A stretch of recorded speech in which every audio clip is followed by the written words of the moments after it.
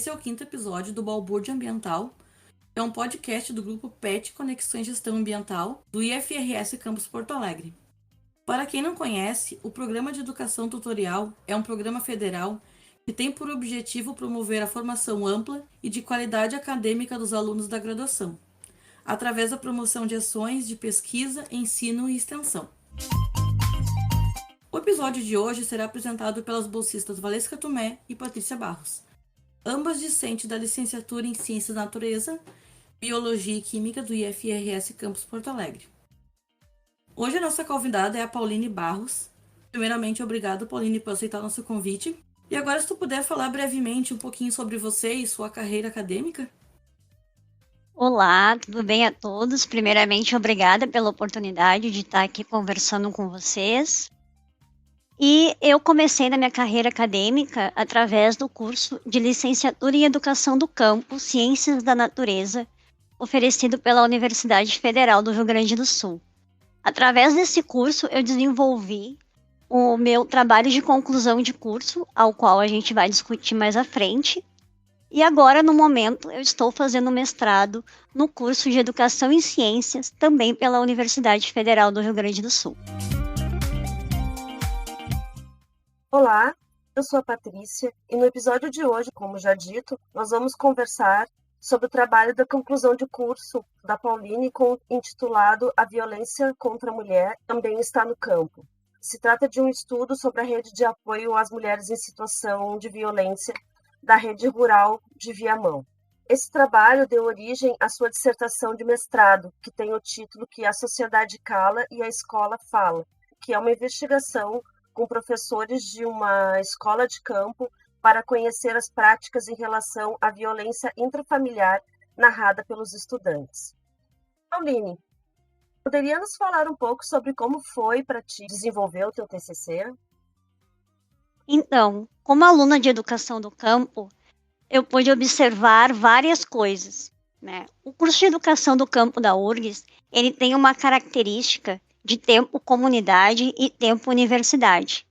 Nesse tempo comunidade, os alunos eles ficam imersos dentro das comunidades rurais.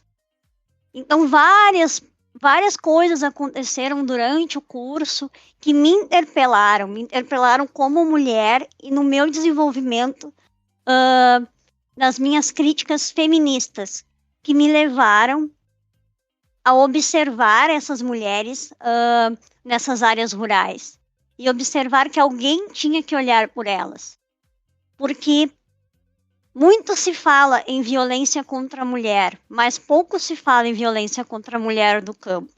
Inclusive, os dados que a gente vai conversar mais à frente, eles mostram que não existe dentro de uma delegacia um dado, uma pergunta, algo que diferencia essa mulher como uma mulher rural. Então, esse dado, se existe mais violência no campo ou na cidade, ele é subnotificado.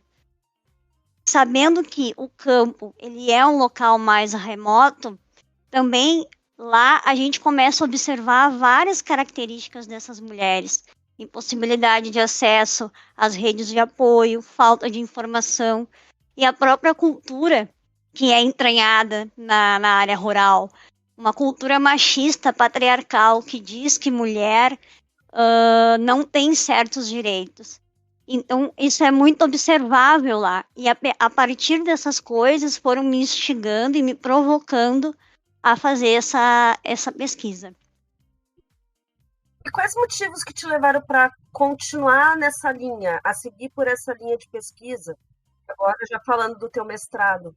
Claro. Então, os números que eu descobri acerca da violência contra a mulher, eles foram números tão absurdos, né, de subnotificação, de silenciamento mesmo.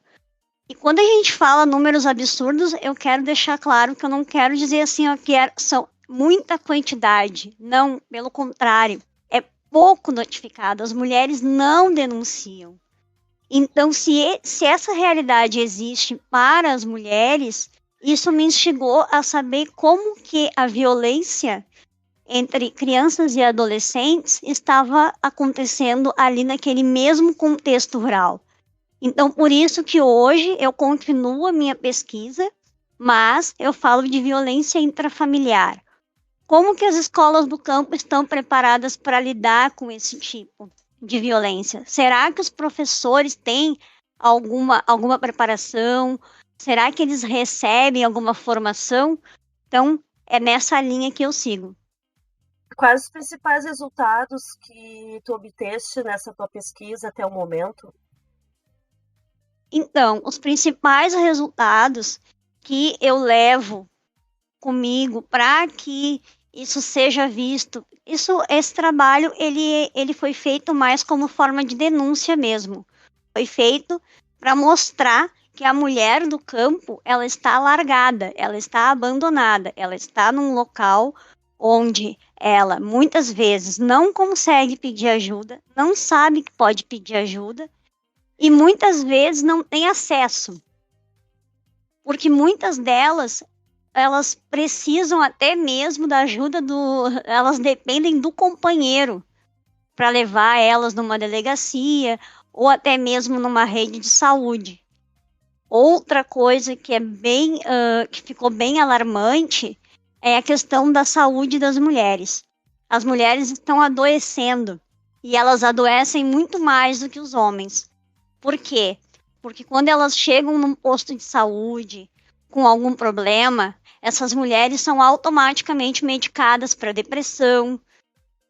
Então você vê aí uma grande medicação que é dada, né? Um volume muito, muito grande de medicação que é dado para essas mulheres e não é resolvido o problema, que é o problema da violência. Uma mulher que foi vítima de violência, que tem sequelas psicológicas, ela não recebe um cuidado para resolver, para ela sair dessa situação de violência. Ela recebe esse medicamento como uma ferramenta de suportabilidade, para que ela possa continuar suportando aquela situação. Então, isso é bem recorrente. E numa zona rural, onde a gente não tem infraestrutura de CRAS, a infraestrutura, quando tem, ela é bem precária, a gente não tem uma infraestrutura de polícia.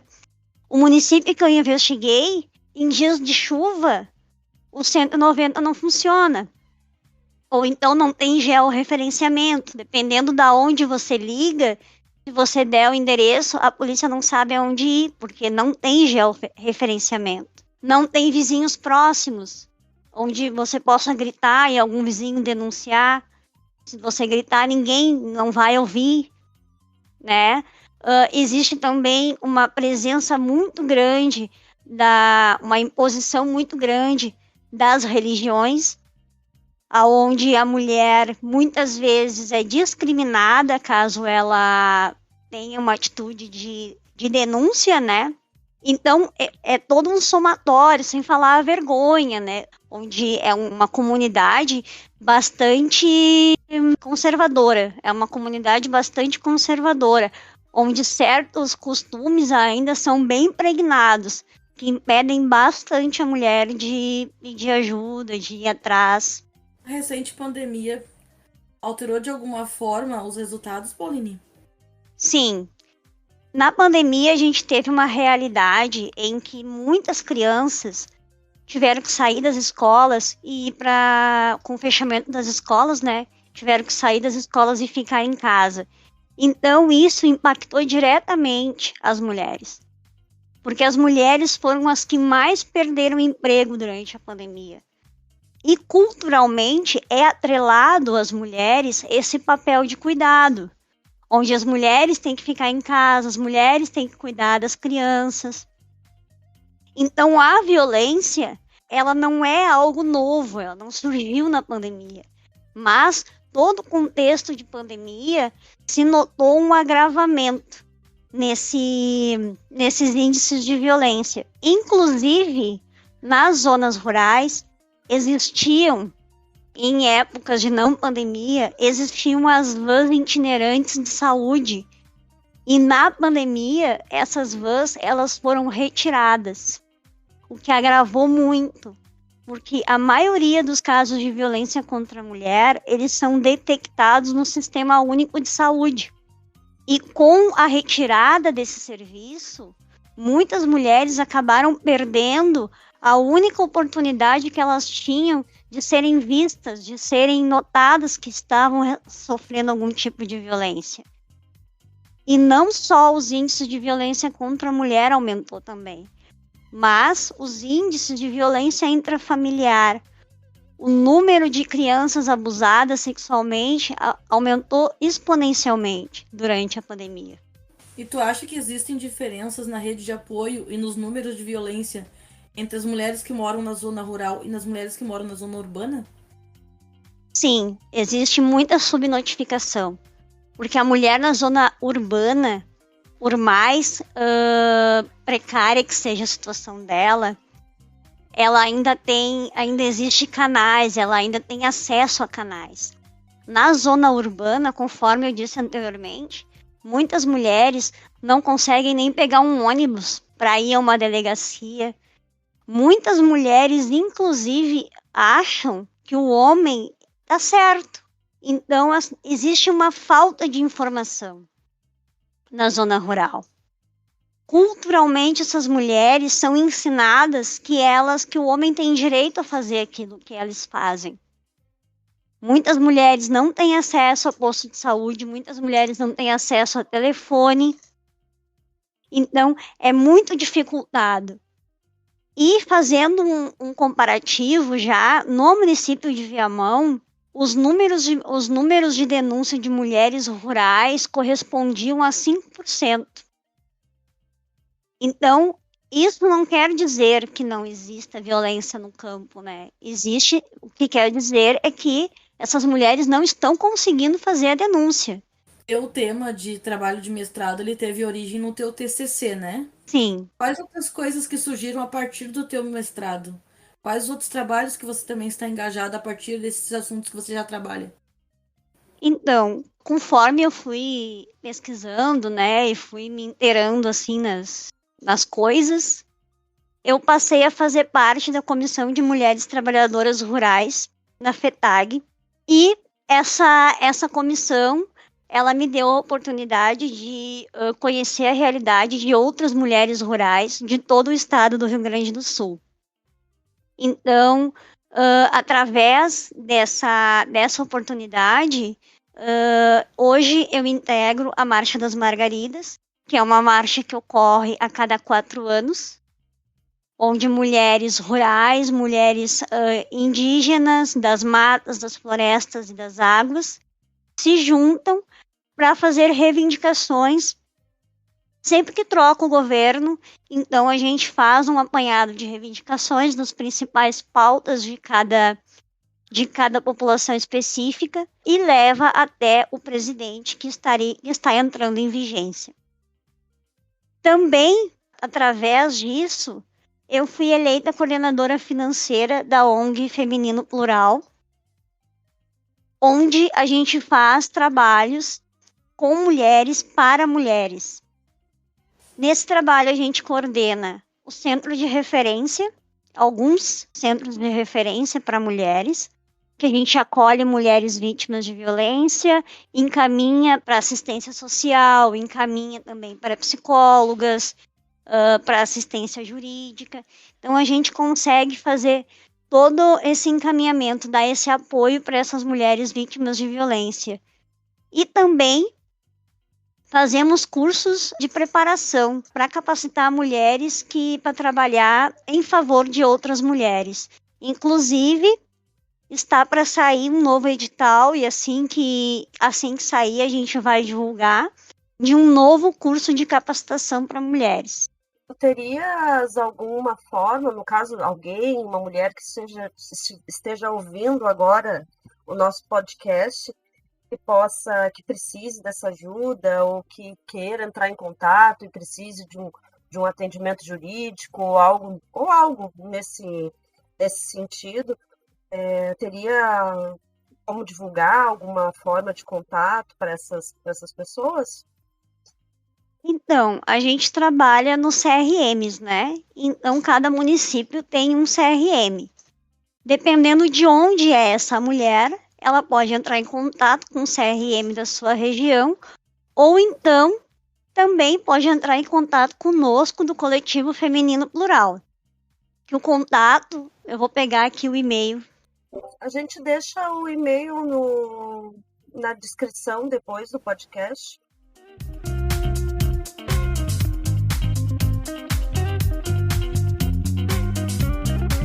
Na Marcha das Margaridas, quais as principais pautas que são levadas para o presidente que assume o seu mandato? Então, a pauta da violência está sempre presente, sempre. Até hoje não teve uma Marcha das Margaridas que essa pauta não estivesse presente. Também uma pauta que é bem recorrente é o acesso das mulheres à terra. Hoje a gente já consegue, a maior parte das mulheres assentadas, quando sai a titulação da terra, já sai em nome da mulher. Essa foi uma conquista obtida através da Marcha das Margaridas. Direito à aposentadoria também, principalmente direito à saúde da mulher, atenção à saúde da mulher, onde essas vans lilás, essas vans itinerantes de saúde, posto móvel de saúde, todos eles foram conquistados através da Marcha das Margaridas, onde tem barcos UTI que chegam em locais e comunidades remotas, foi uma conquista nossa. Outra pauta também que é sempre presente é a agroecologia e a alimentação saudável. Todo mundo sabe, né, que a gente estudar a agroecologia e não estudar o feminismo, uma coisa está ligada na outra, porque quando a gente fala em agroecologia, a gente fala em movimentos de mulheres. As mulheres, elas são protagonistas na questão da alimentação saudável, sem agrotóxico, né? Então, uma das coisas que faz esse movimento, inclusive o movimento de tirar essas mulheres dessas situações de violência, são as feiras agroecológicas, porque é uma maneira de dar a essa mulher uma independência financeira, para que ela possa, por suas pernas, por si mesmo, conseguir se manter e sair desses ciclos de violência. Então, a agroecologia, ela vem como uma forma de luta, ela vem para contribuir para o combate à violência contra mulheres, para a igualdade social e também para a equidade de gênero. Como tu mesmo já disseste, vocês já obtiveram muitas conquistas, né? Mas ainda falta muito. Quais são as políticas públicas atuais que tu achas que são mais urgentes neste assunto? Que ainda não foram conquistadas, mas que realmente são imprescindíveis? Então, eu acredito que o caminho para que nossa realidade mude é a educação. Sempre através da educação. Porque ninguém nasce racista, ninguém nasce machista, ninguém nasce homofóbico. Tudo isso é uma coisa impressa na nossa cultura que a gente vai aprendendo ao longo da vida. Então, se você aprende a ser machista, você também pode aprender o contrário. Então, é necessário que se invista em políticas públicas para a educação, que se valorize a educação. Desde lá do início, do pequenininho, aprendendo a respeitar a mãe, a respeitar a coleguinha, aprendendo que esses papéis de gênero são coisas impostas pela nossa cultura.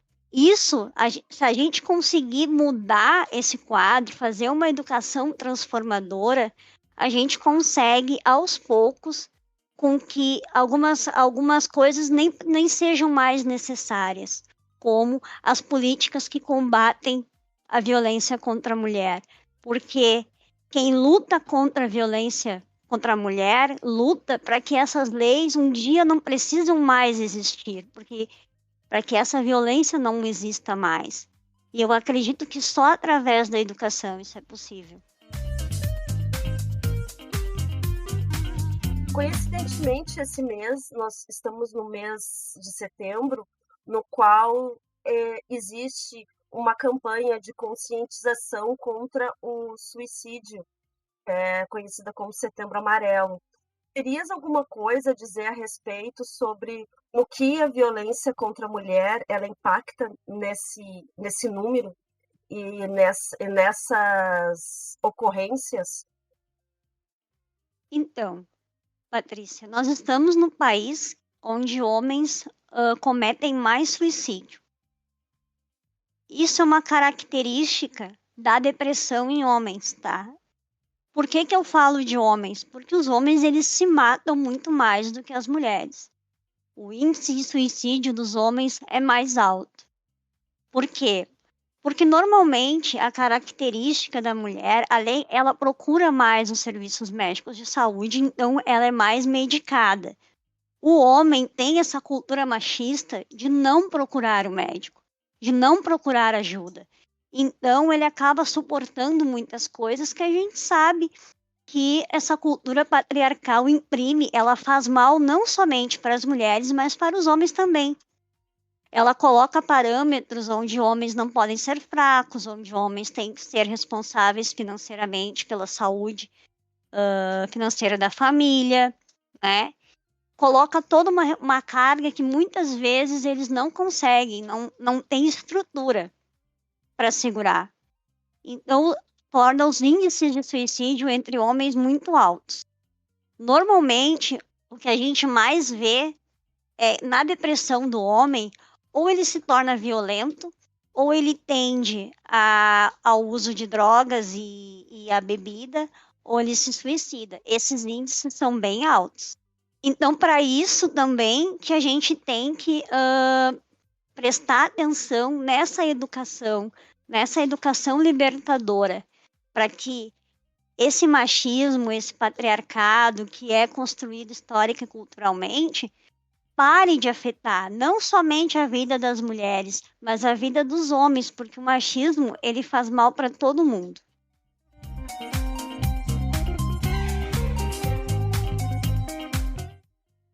Oline, tu tinha comentado antes sobre o teu mestrado, o assunto que te levou a trabalhar, a criar os teus projetos. Tu poderia falar um pouquinho mais sobre isso?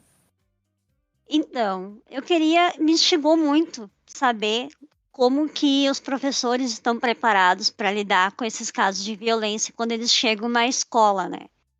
Porque hoje, principalmente depois da pandemia, a gente teve um retorno para salas de aula com os índices de ansiedade, alunas mais ou menos ali da 7ª até o 9º ano ali, com casos gravíssimos de crise de ansiedade, até mesmo de automutilação.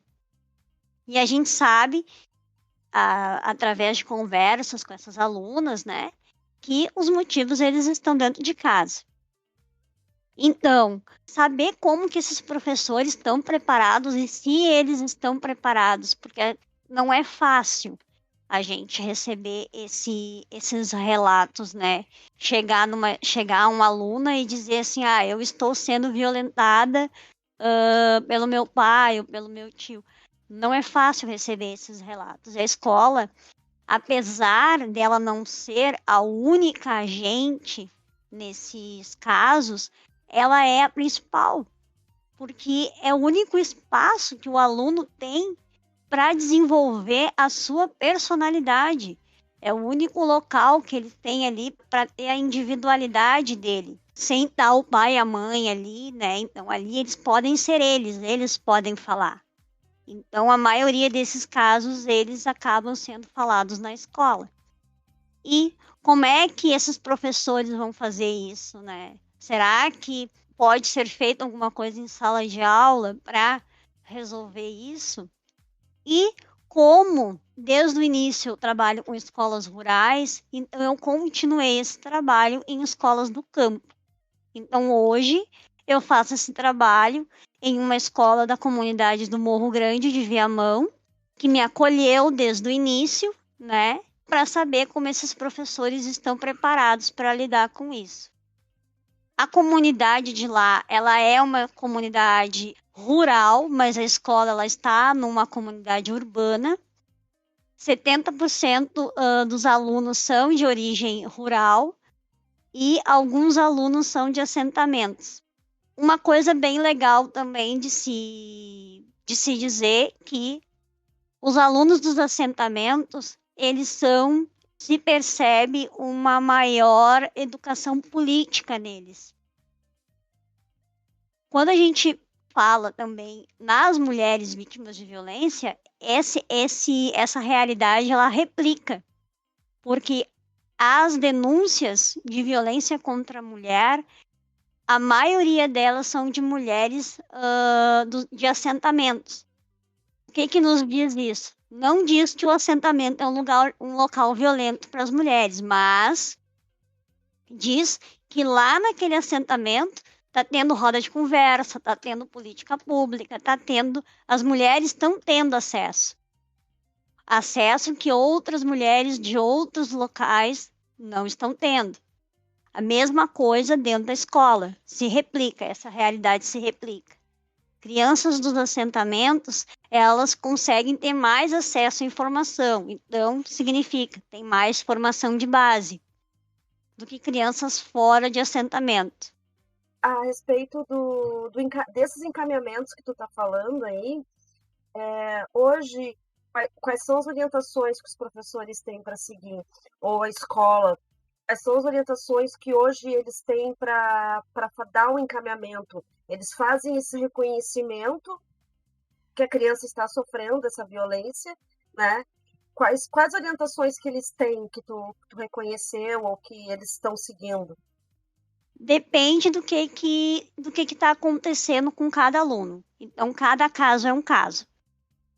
Quando chega o relato de abuso para o professor encaminha esse aluno para a orientação da escola, e a escola é obrigada a acionar conselho tutelar, a acionar assistente social, em alguns casos até mesmo a polícia. Mas esse é só em último caso que a escola aciona a polícia. Normalmente quem aciona a polícia é o conselho tutelar, são as assistentes sociais. Quando os casos eles são diagnosticados pelo professor, ou seja, não foram relatados pelos alunos, mas o professor ele nota alguma característica no comportamento dessa criança, o professor gera um relatório, esse relatório é encaminhado para a coordenação pedagógica, que por sua vez chama os responsáveis e pede providências e dá um prazo. Nosso principal problema é quando os processos saem da escola. Quando a escola faz o que ela tem que fazer e sai da mão da escola, quando cai na mão do poder público. Aí a gente encontra um grande entrave.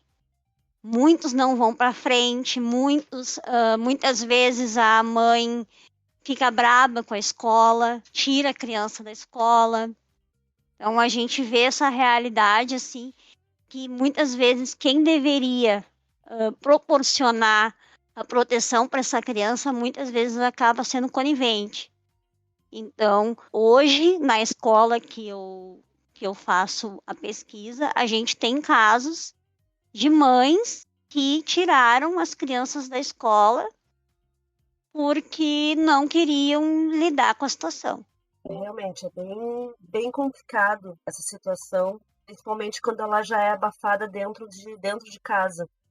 E quanto aos professores, qual a tua percepção? Eles realmente estão preparados? Ou se não estão, se existe algum suporte dos próprios poderes públicos para que haja essa formação de preparação dos professores para esse tipo de caso?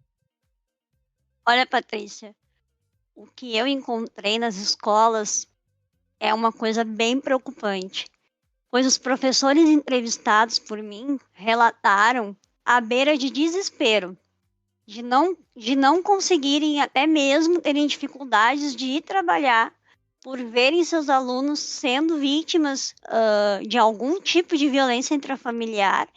E, vamos dizer assim, violência intrafamiliar é uma gama de violências, né? A gente não está falando somente da violência sexual. Estamos falando de vários tipos de violência. E não conseguirem se sentirem de mãos atadas. A maioria dos professores, os quais eu já entrevistei, relataram não receber uma preparação, não receber um curso preparatório. Ou seja, o Estado não investe em formação de professores para capacitar eles para lidar com isso. Então, isso é um dado bem alarmante e também minha dissertação serve como denúncia também desse abandono desses professores, onde eles têm muitas vezes uma realidade com que eles são obrigados a lidar, estão ali largados. Parece assim que o Estado ele aposta na capacidade do professor se virar nos 30. Então ele aposta nisso e o professor que deu um jeito. Só que tem muitas nuances que acabam interferindo, que acabam se atravessando nos caminhos. Por exemplo, esses professores dessa comunidade rural, eles moram na comunidade rural. Um dos professores me relatou que determinada situação, se ela denuncia, no outro dia, quando ela for na padaria, que é do lado da escola, comprar um pão, o traficante vai lá e mata ela. E me relatou dessa forma, eu tenho medo de denunciar. Aqui na escola acontece de tudo, acontece desde tráfico de drogas até mesmo prostituição infantil. Então, a gente não sabe até que ponto a gente pode ir. Até que ponto eles não vão nos pegar na rua, palavras dos professores, né? Então é bem complicado, não somente pela falta de agilidade do poder público em agir nessas situações, mas também na segurança dos professores, que muitas vezes acabam fazendo vistas grossas porque têm medo de uma represária. Eu acredito que essa situação ela deva se agravar cada vez mais em escolas mais longe dos grandes centros, que não têm tanto acesso à rede pública de polícia, segurança, os CRAS, que é o caso das escolas as escolas rurais, né? No caso específico dessa escola que eu pesquiso, eles até conseguem ter bastante acesso. O problema não é nem tanto o acesso, o problema é a estrutura que esses serviços têm. Por exemplo, a Brigada Militar da região. A Brigada Militar dessa região que eu pesquiso, ela tem uma viatura. Muitas vezes não tem gasolina na viatura para atender. Então, não é nem a questão de tu conseguir conversar ou pedir ajuda. O órgão não tem estrutura. O Centro de Referência da Mulher de Viamão, ela conta com uma viatura da Maria da Penha. Essa viatura, ela nunca esteve na zona rural, porque ela não consegue dar conta da área urbana. Então, ela nunca esteve na zona rural. Outros impeditivos de infraestrutura. O CRAS da região, ele é totalmente sucateado. Ele mal e porcamente, desculpa a palavra, tem um banheiro para os funcionários usar. Então, é uma estrutura totalmente precária, onde nós temos funcionários que não querem trabalhar nessas zonas por conta dos acessos. Então, acaba que a própria população vai se formando e vai trabalhando ali e acaba ficando muito limitado os recursos humanos, né, para trabalhar nessas regiões. Então, eles até têm esse acesso. O problema é que eles não têm infraestrutura, não conseguem muitas vezes atender.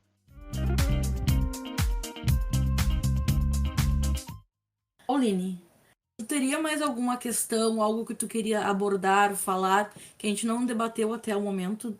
Só queria deixar uma mensagem para todos que pensem com carinho na educação como uma ferramenta transformadora, de quanto a educação sexual, a educação libertadora pode ser importante para que a nossa sociedade mude, para que lá na frente nossas filhas e filhos possam andar na rua sem ter medo, possam ficar dentro de casa também sem ter medo, tendo a família como um porto seguro e não como uma ameaça constante. Pois tanto as vítimas de violência, as mulheres vítimas de violência, quanto as crianças e adolescentes que acabam por vezes sendo vítimas desse tipo de violência, o impacto causado psicologicamente nessas pessoas é enorme, é imenso. E acaba tornando uma legião de adultos doentes por conta de coisas que aconteceram na infância. Então, faço esse apelo para que se pense com carinho e que se seja investido na educação. Não somente de crianças e adolescentes, mas na educação de todos como um todo. Educar para a sociedade, para tornarmos cidadãos melhores para o mundo.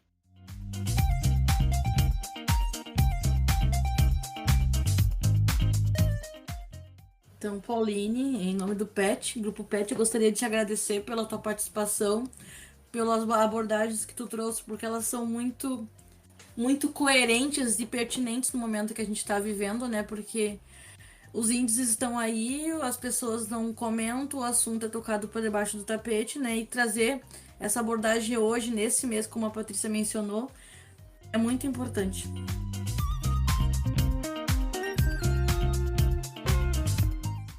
Então, pessoal, esse foi o Balbúrdia Ambiental. Espero que vocês tenham curtido o episódio. Não esqueçam de curtir nossas redes sociais, no Instagram, no Facebook e também no YouTube. Esperamos vocês no próximo episódio. Até mais!